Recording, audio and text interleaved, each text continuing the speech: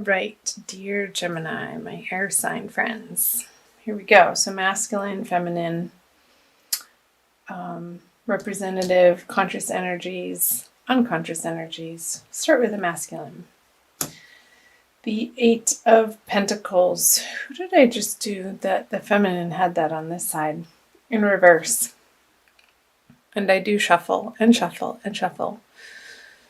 So the masculine could be feeling in the middle of March that he's a little bit tired of his grind, not feeling inspired in his work or what he's been aiming toward. And I feel like there's a little bit, this is causing a little bit of a reevaluation in what he's producing and putting forth, and if it's still a right fit moving forward for him. I know this is a love reading and I'll tie it in, but that's the message that's coming through on that one. Let's see, the feminine is the Hermit in reverse. So she's looking away from the masculine in this card. It is a major arcana card, so a much bigger energy for the feminine than the masculine. Minor arcana, Eight of Pentacles. I'm feeling if the feminine Geminis have gone on an inner journey and in the past and in the month of March feel like they need to move out more outward into the outer world, more so than they have in a while, whether that be socially or career-wise with friends and family, in outer relationships, maybe some traveling, not spending as much time at home for the feminine. So let's see what the under the surface, beneath the surface. Yeah, traveling. So I feel that the feminine is wanting to start planning for new journeys coming up here in the spring if you're in the northern hemisphere, or if you're in the southern hemisphere preparing to move into the colder winter season, depending on where you are in the world. I know I have viewers from all over the world. It's fascinating and lovely. So welcome again, wherever you're viewing from. Do you want to take some sort of last minute trip? And I don't feel like this is, if you are in coupledom with the masculine, I feel like these two cards are both moving away from the masculine energy. So I feel like while he's over here dealing with what he needs to deal with in his financial career world, this is allowing you the space and the freedom to get some short journeys. I don't feel like they're long journeys. I feel like they're quick, short trips. Maybe in your region, and not necessarily, I don't feel like you're getting on a plane going anywhere. It's more by ground transportation, or maybe even a boat, to explore and to put forth into the world, feminine, what you've discovered about yourself. And even though they are swords, I'm getting more of an emotional sense, a softer place, offering yourself to the world from a heart-centered space, but vocalizing it through your vocal cords and your voice and the spoken word, maybe the written word. Maybe that's the way that you're journeying. Feminine in March is through journaling and maybe blogging and offering that out to the world from these illuminated wisdom thoughts and nuggets that you're ready to share. Interesting message. Anyway, let me know in the comment section below. Those of you, sorry, I keep clearing my throat. I'm getting over something. Yeah, for those of you that's speaking to, let me know down below in the comment section. So back to the masculine.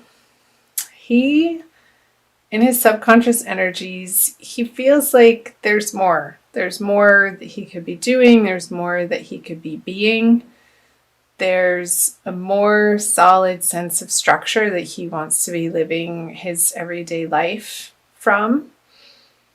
And he wants to be coming from a place of inspiration. And that's what's driving this, I want to say, dissatisfaction for his current either career or work situation, or the way that he provides for himself and his loved ones. That there's a reevaluation and this burning desire in him and seeking of that which he feels excited about again, and only wanting to take action and spend time and energy in the directions that are fun, honestly, that he enjoys. So I feel like this is, in March, undergoing a transformational process for the masculine. Let's see what the conscious energies are. Yeah, he wants to feel like he has enough abundance in his life to be able to share in ways that aren't stressful for him, but joyful, and that his cup overfloweth, so that he knows that he's coming from a place of inner joy and inner stability, so that when he goes out into the world, he's carrying with him a sense of confidence and knowingness that all is all right. And that he can be of service in ways that feel good and make correct choices in that way, in those ways for himself. And again, I clarified this, I try to in every video, but I just say he for masculine and she for feminine for ease, but we all have both masculine and feminine energies within us, so you'll identify with most likely one more than the other. So the feminine, interesting. Is that Sagittarius? Or it was Aries, that the feminine Aries had this card in the upright position, right in that spot, a couple of readings ago that I recorded. So the Devil in reverse, for the feminine, to me, this is a card of attachments in 3D reality that come from past hurts and wounds and out of fear. And with this Major Arcana card in the reverse position, I feel like this inner work that, excuse me, the feminine has been doing on herself, Gemini, is producing results in her immediate environment and experience. And this very well can relate to the masculine in a way that she's understanding that two people have to stand on their own two solid feet to be able to come together in a healthy relationship with healthy structure and boundaries. And I feel like this work that she's been doing in this internal process has allowed her to unveil and disattach from these possibly negative belief patterns about herself, about the masculine, about her life, about her world, about particular relationships. And that feels good. I do like seeing the Devil in reverse,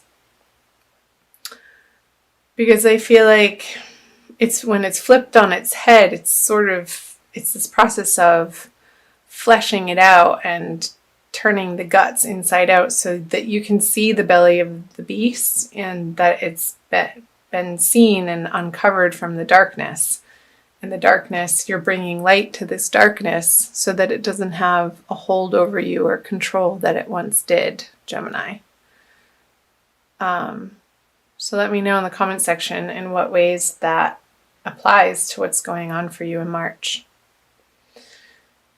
So let's flip over the central card, the outcome card. Okay. So the Eight of Wands. I feel like this process that the masculine is going through, because the feminine has allowed him the space and the loving kindness to do this, to go through this, then from that place, he'll want to reach out to the feminine and communicate, because he's coming from this place and not from a place of lack, and wanting to share his abundance, his love, his soft, higher thoughts of affection for you, feminine. And I feel like they'll be well received by the feminine, and welcome messages, bright and happy and exciting.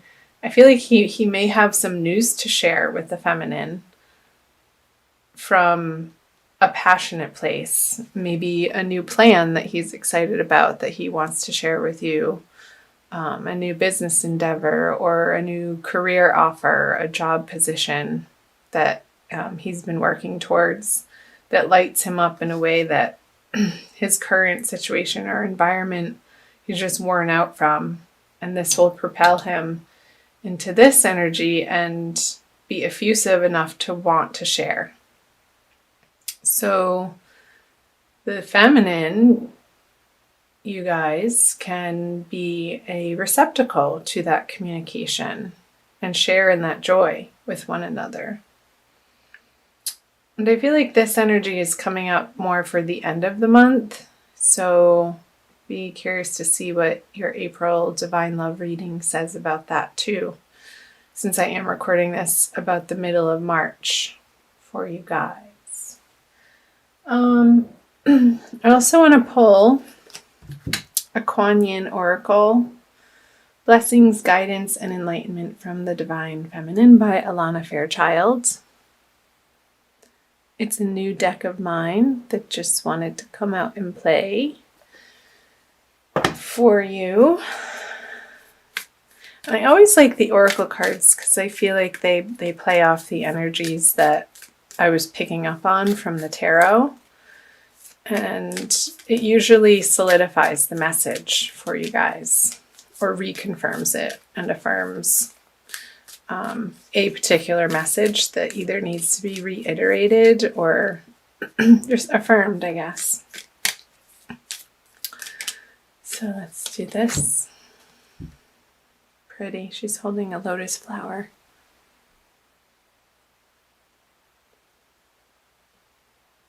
No, if that's not divine feminine, I don't know what is. She's like,